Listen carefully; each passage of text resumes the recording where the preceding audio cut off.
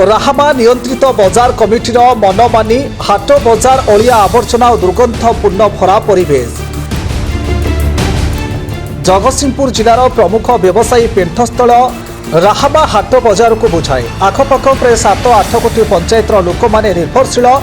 जदिओ सोमवार और शुक्रवार दिन यह राहामा हाट बसी थाए तथापि अधिकांश व्यवसायी कारबार करिथांती। स्थानीय अंचलर लोके जीवा आसिबा समय दुर्गंधमय परिवेश रे अतिष्ठ होई पडुछंती।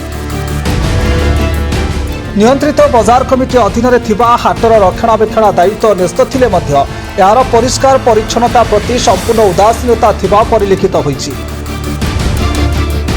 प्रत्येक दिन नियंत्रित बजार कमिटी कर्तृपक्ष हाट परिसर सफासुतुरा पाई व्यवसायी ठारू अर्थ आदाय करिथांती। मात्र से अर्थ को सफासुतुरा कार्य विनियोग करूनथिबारु राहामा हाट बजार व्यवसायिक मध्य तीव्र असंतोष प्रकाश पाइछि।